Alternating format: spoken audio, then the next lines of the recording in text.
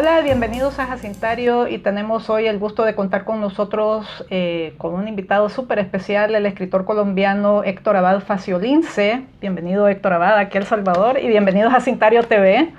Gracias por invitarme, muy contento de estar aquí. Es un súper gusto, para mí un súper orgullo poder tenerlo aquí. Héctor Abad se encuentra aquí en El Salvador como resultado de una invitación del evento Centroamérica Cuenta, el evento literario regional más importante que tenemos y que está, voy a decir, organizado por Sergio Ramírez y por un grupo de intelectuales y escritores centroamericanos.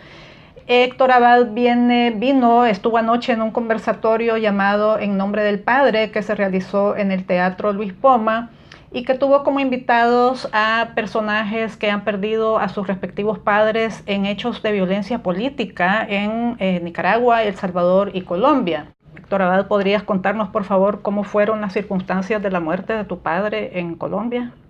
Bueno, mi padre era un médico, profesor de la Universidad de Antioquia,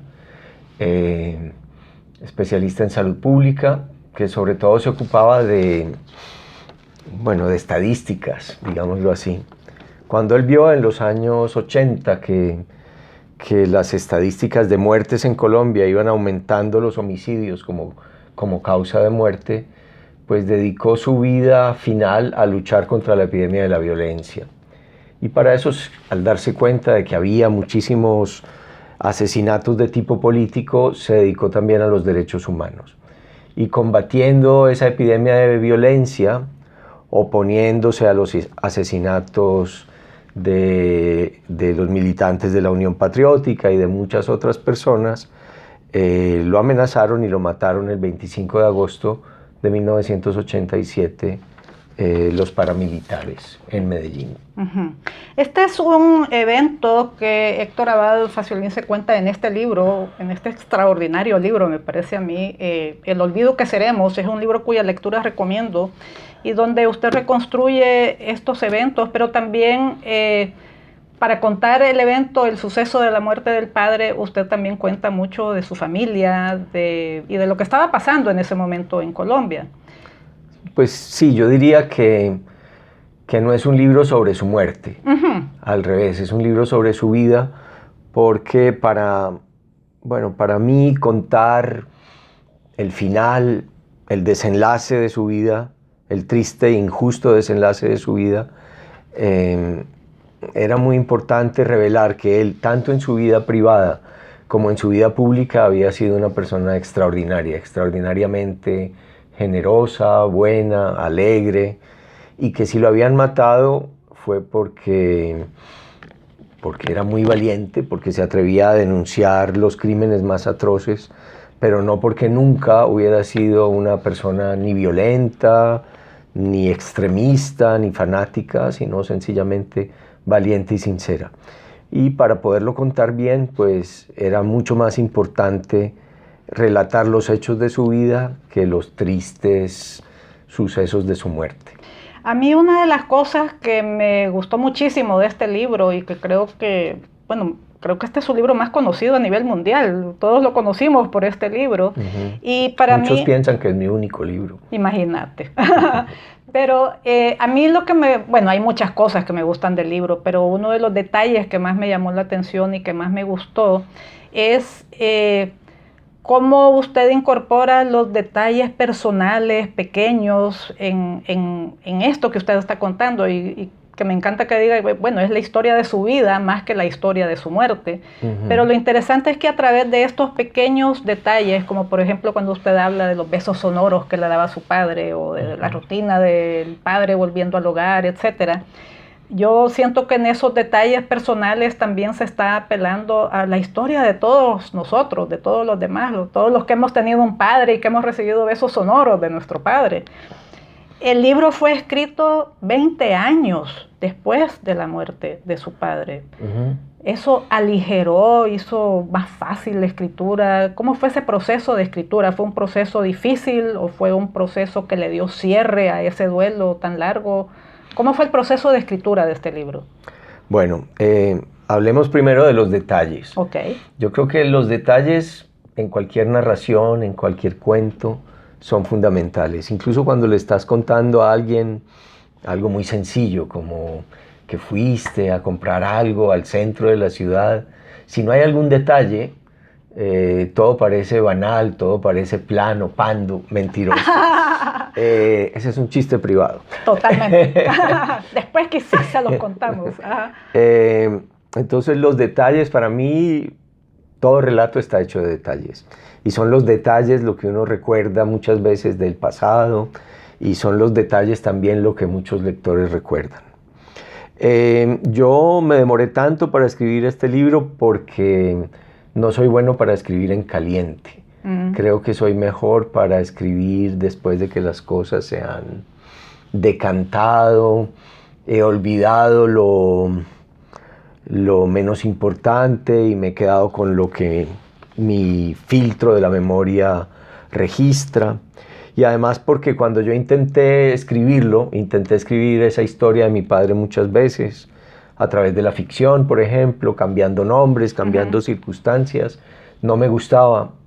O cuando me ponía a hacerlo me conmovía mucho y en medio de la conmoción no lograba como contener la emoción, y yo quería que fuera un libro muy contenido. Hasta que un día como que encontré el tono del lenguaje familiar de mi casa, un lenguaje muy sencillo y una historia casi que cronológica de lo que yo recordaba y de lo que mis hermanas y mi mamá recordaban, porque a veces claro, cuando les di a leer el manuscrito, pues ellas me ayudaron mucho a completar detalles que a veces las mujeres recuerdan y captan mejor que los hombres, que me ayudaron a terminar el libro. Ok. Usted mencionaba en el conversatorio de anoche, usted dijo que este libro le había ayudado mucho a sanar todo esto, todo este evento. Pero quisiera que fuéramos un poco más allá, porque no quisiera que se interpretara que este libro es un libro de autoterapia, de desahogo, porque precisamente, como usted bien dice, es un libro muy bien elaborado a través de la técnica literaria, no es simplemente un sacar las emociones. Sí, no, yo no lo escribí como terapia, yo no lo escribí como una medicina, o como que alguien me hubiera pedido o me hubiera dado el diagnóstico y el tratamiento de escribir una tristeza. Yo lo escribí para que mis hijos conocieran al abuelo que no habían conocido, y lo escribí porque me di cuenta de que a mi papá lo estaban olvidando en Colombia, y yo, ya que me había dedicado a la escritura, y ya que la violencia, que no es un tema que a mí me apasione, claro, había llegado hasta la puerta de mi casa, pues para mí era importante contarlo. Digamos que era necesario incluso contarlo. De hecho, usted lo dice en una parte de su libro, que usted sentía que tenía el deber ineludible de contar esta historia, pero no para vengar la muerte, sino nada más para contar la historia. Y dice algo que a mí me gustó mucho, que de alguna manera es para el simple y sencillo acto para que se sepa la historia, para que no se olvide, y como dice usted, para alargar su recuerdo un poco más antes de que llegue el olvido definitivo. Sí, era para que se supiera, por lo menos por un tiempo, mientras este libro alguien lo quiera leer, para que se supiera cómo fue, porque también muchas veces los que matan, los que disparan, dan su versión de los hechos, y les encanta la mentira y les encanta la tergiversación, y les gusta mucho la calumnia y decir que si mataron a alguien era porque se lo merecía o porque se lo buscó. Y para mí era muy importante decir muy claramente que mi padre pues tal vez sí sabía que lo iban a matar, pero no quería que lo mataran y no se buscó esa muerte, sino que le pareció algo digno e inevitable, que él quiso sacrificar su vida por una causa que le parecía justa. Quiso pagar un precio que pues para nosotros en su familia nos parece incluso excesiva, pero bueno, él lo quiso hacer así y lo hizo muy dignamente. Incluso él vivió su vida de una manera muy estética, y entonces quiso hacer de su vida una especie de obra de arte. Yo creo que el libro mío ha tenido tantos lectores también por eso, no por mí, no por mi cuento, sino porque mi papá hizo de su vida una obra de arte, y yo traté de contarlo de contar su vida tal como fue. Y bueno, le debo eso a él, que él haya querido vivir de una manera tan bonita. Claro.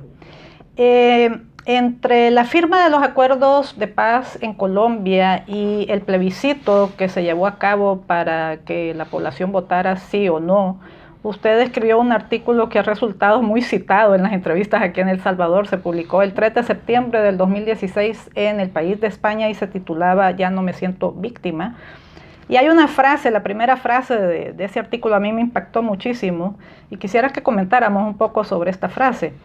Cito: "Yo he entendido la historia reciente de mi país no a través de ninguna teoría, sino a través de las historias familiares".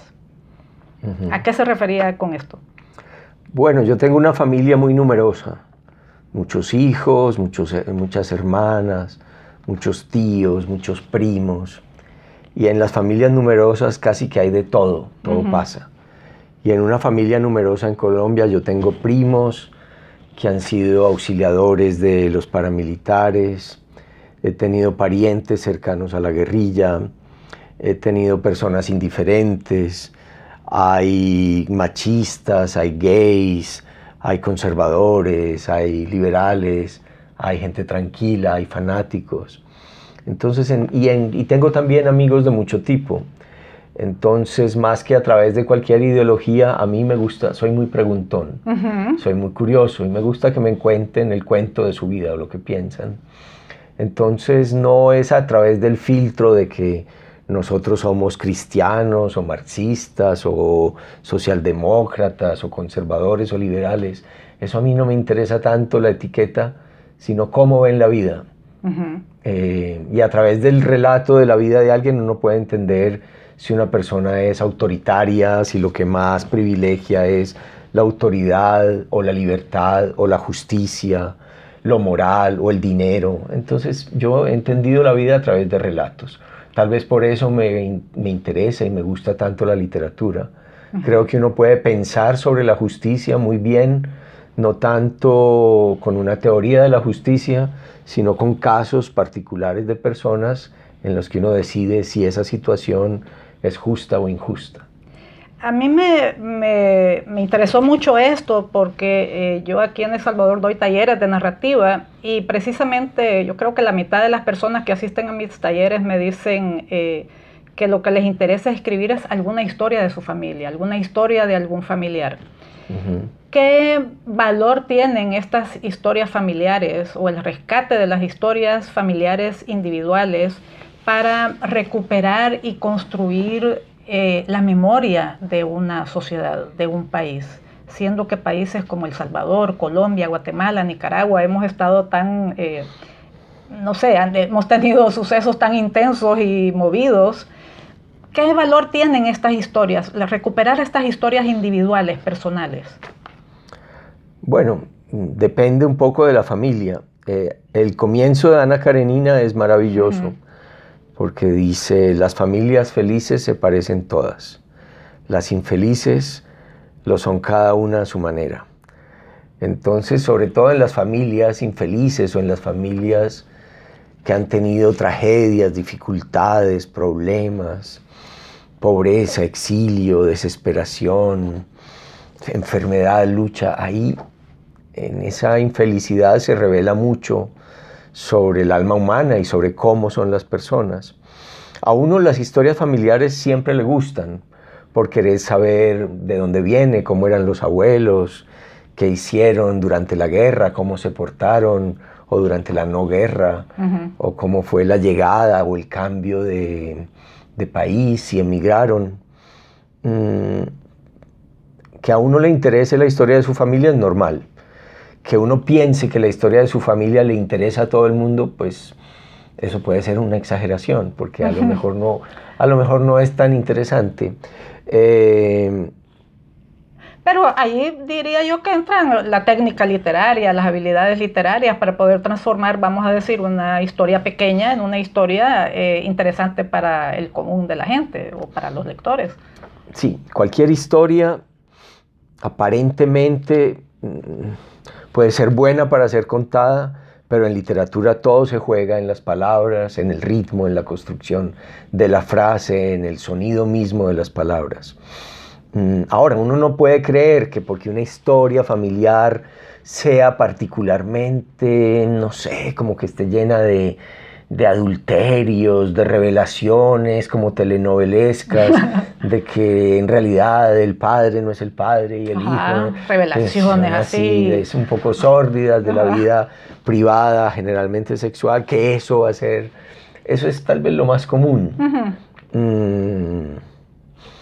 A veces, bueno, pero en general las novelas hablan de familias. Claro. Las novelas, porque los seres humanos ahí es que nos reproducimos.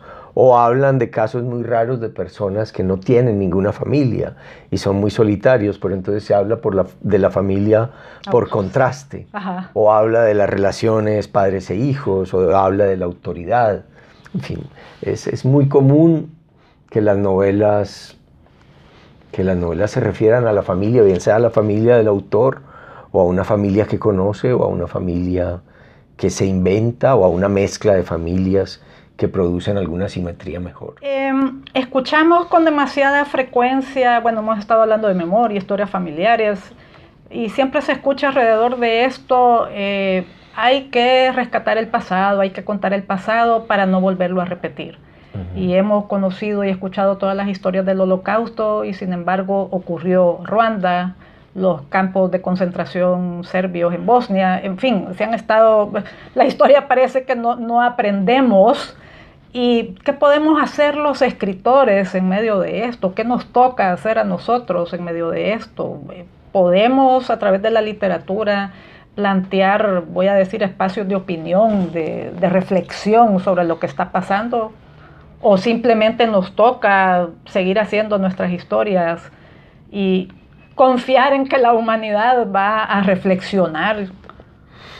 Bueno, hay varias concepciones de la historia. Algunos piensan que la historia es cíclica y siempre se repite y que entonces algún día los seres humanos vamos a volver a tener esclavos, por ejemplo, y los vamos a marcar con hierros y los vamos a trasladar a otro país y los vamos a obligar a hacer sin ningún pago trabajos durante toda su vida. Hay otra visión de la historia más rectilínea en la que se cree en el progreso y se piensa que de unas edades más oscuras se va hacia edades más luminosas. Yo tenía un poco esa concepción más optimista de la historia, de que los seres humanos, de que había progreso. Hay campos del conocimiento donde uno podría decir que el progreso es claro. Por ejemplo, en la medicina el progreso es claro. Pero sin duda en la historia, sin que sea cíclica, también hay grandes retrocesos. Y yo me doy cuenta de que en los últimos años, y en los últimos meses incluso, a mí me parece asistir a un gran retroceso como en la historia ética y moral de la humanidad. A mí me ha deprimido, entristecido y me ha hecho desconfiar mucho sobre la naturaleza humana y sobre la posibilidad de que de verdad podamos progresar sin volver a las épocas más oscuras, la elección de Trump en Estados Unidos. Lo que esta gente defiende, el racismo que predican, la persecución a otras etnias, a otras religiones, a las personas por el simple hecho de su país de origen, me parece que nos lleva como a los años 30 del siglo XX y pareciera el prólogo de una edad muy oscura y muy tenebrosa.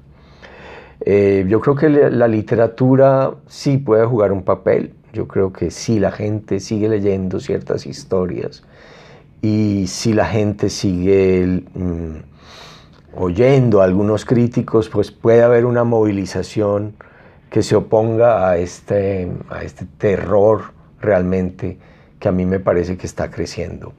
Creo que en los próximos años vamos a vivir una gran prueba para darnos cuenta de si tenemos el valor de defender ciertas conquistas que parecían obvias de la humanidad, o si nos vamos a plegar al poder y a lo que está de moda, y a la mentira, y a la amenaza, y al miedo. Vamos a entrar en un periodo muy interesante de una gran prueba para los seres humanos. Y que seguramente nos dará material para escribir también. Sí, si estamos vivos Cabal. todavía. O si no, otros vendrán para defender ciertos viejos ideales. Ojalá. Bueno, eso es todo de mi parte, Héctor Abad. No sé si quiere agregar algo, ampliar algo. No, nada más, darte las gracias. Bueno, no, la gratitud es mía. Gracias, amigos, también a ustedes por su atención. Recuerden que pueden suscribirse al canal, ahí están los botoncitos para la suscripción, y también pueden visitar la página Jacintario en gescudos.com, donde se actualizan las novedades del canal y también otros artículos que quizás sean de su interés. Eso ha sido todo por hoy. Muchas gracias por su atención. Soy Jacinta Escudos y nos vemos en la próxima.